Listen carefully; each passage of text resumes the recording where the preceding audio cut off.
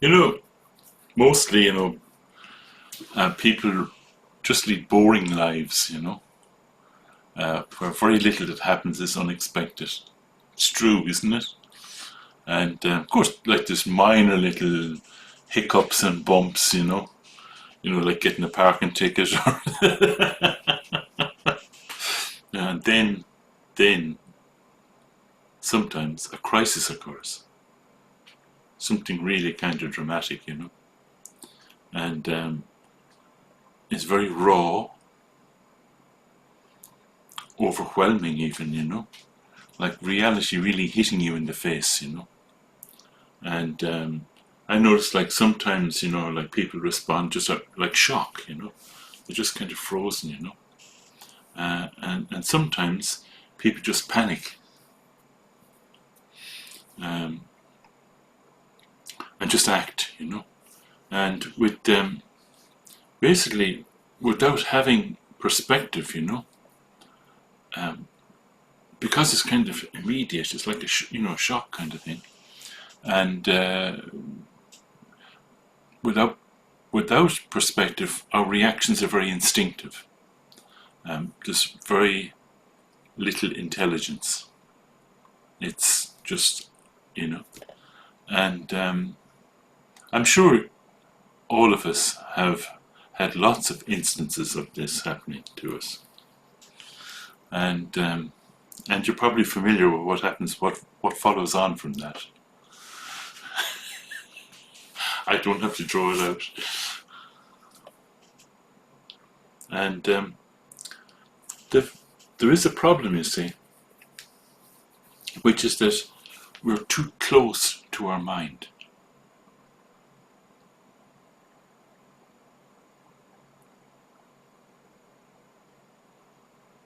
We're too close to our mind.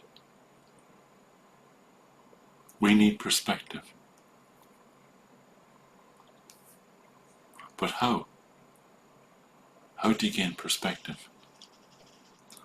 By knowing the space-like nature of thoughts and emotions. This is really, really critical. This is where we get caught. We get caught by not knowing the space-like nature of thoughts and emotions.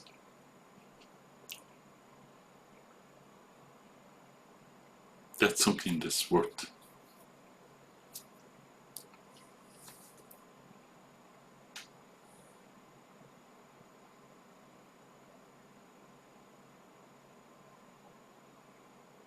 We're too close to our mind.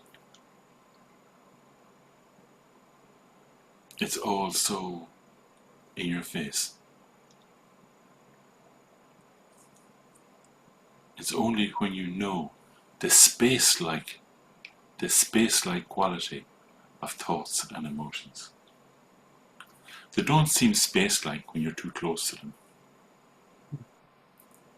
When you're in it, it doesn't seem space-like.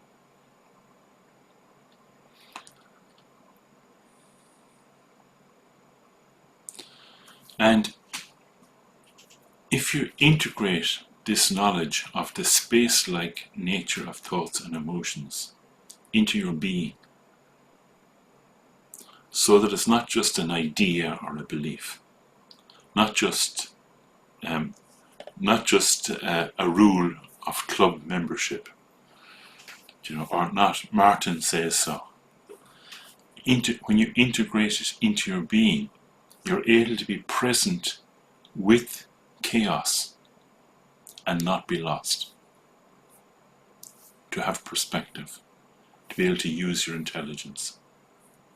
So how do you do this?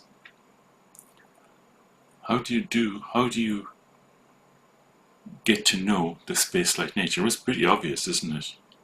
By resting in spaciousness from time to time throughout the day. That's how you can become familiar. Now, if you know the Ati-Guru Yoga, good, but actually, just simply recalling the feeling and resting. instead of just being out with your mind, just recalling that feeling of being spacious.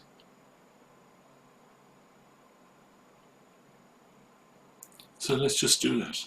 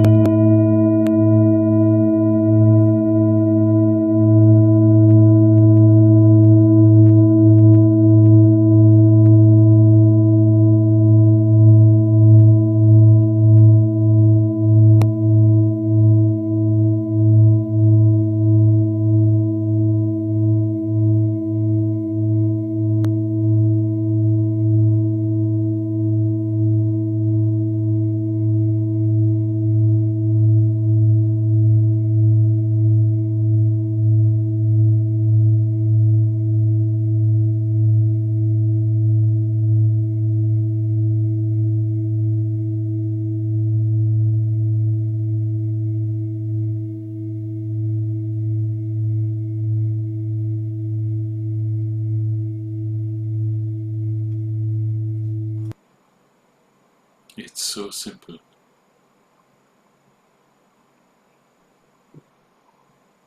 You know, like the key is just to rest. So simple. There's nothing to do. Just rest. It's not even relax. Just rest. Breathe.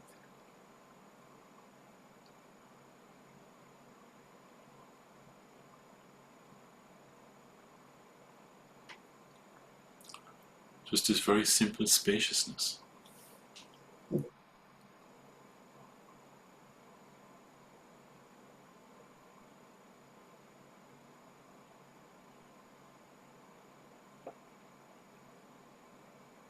It's all right for your mind to be there.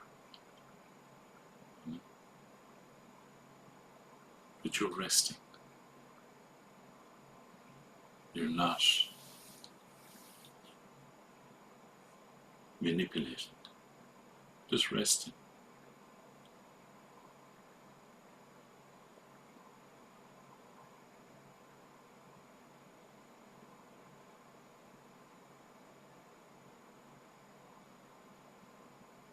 And when you rest like this,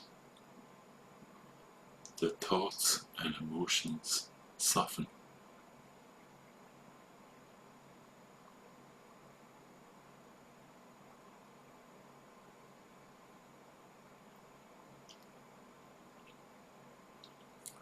Trying to eliminate your thoughts and emotions is not spaciousness.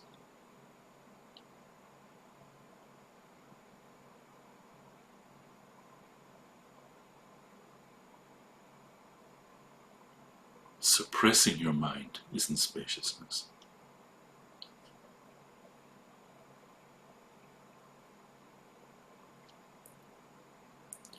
Chasing after thoughts isn't spaciousness.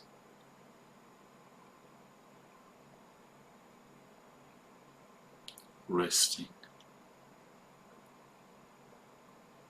open, allowing,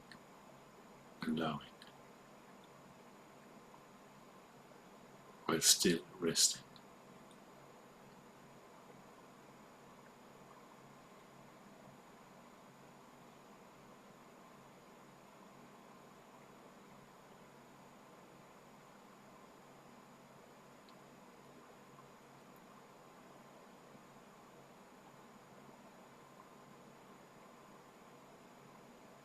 Spaciousness is there all the time. You cannot create it. It's there all the time. You just have to rest into it.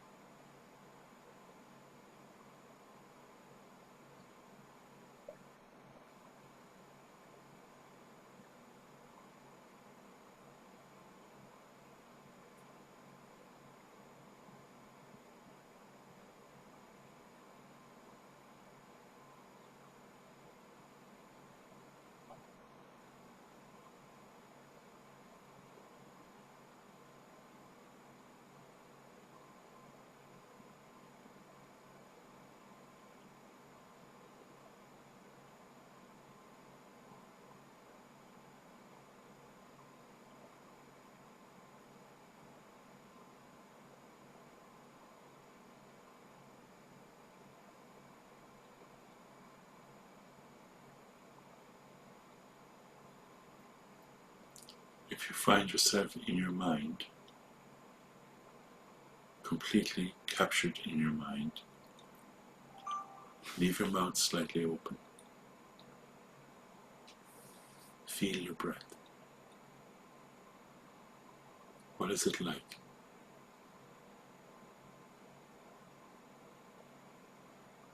Where is your mind now?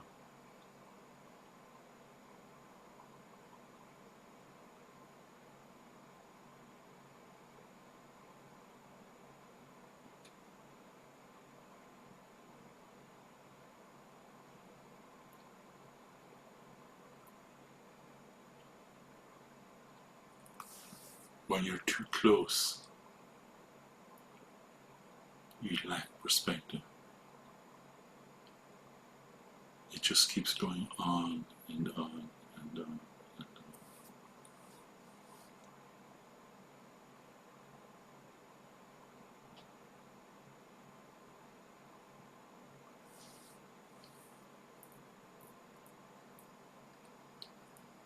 If you fall into it again, back to the breath. You don't have to do it for very long. What's the breath like? How does it feel?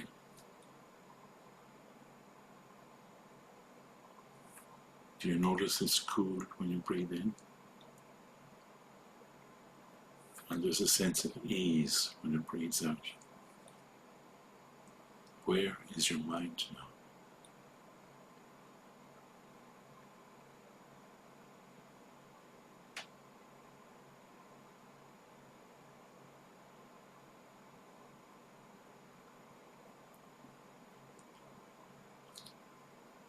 This is the discovery of the space-like nature of your thoughts and feelings.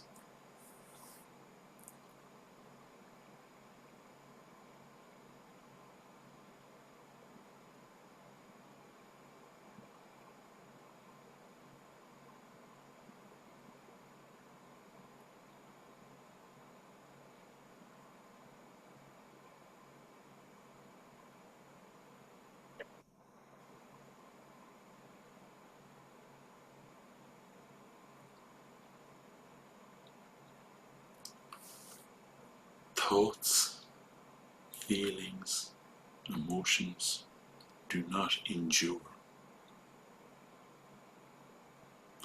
but spaciousness does. Without space, nothing can appear. Rest in the spaciousness.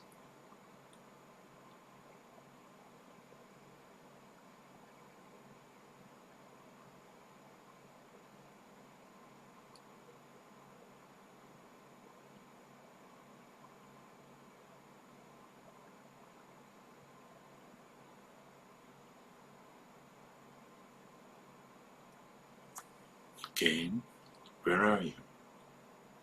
If you're in your mind, start to feel your breath. Ask yourself, what does this feel like? What does my breath feel like? Then, where is your mind? Where are those thoughts and feelings?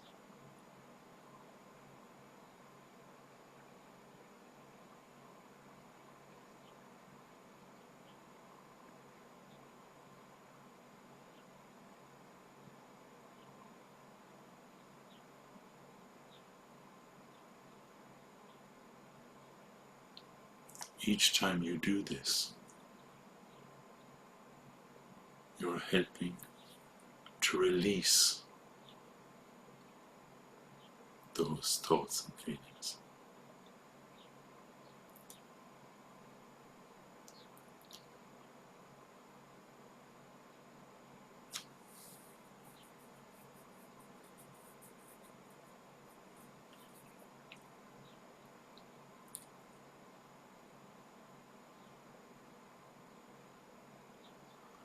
Of course, you can just rest.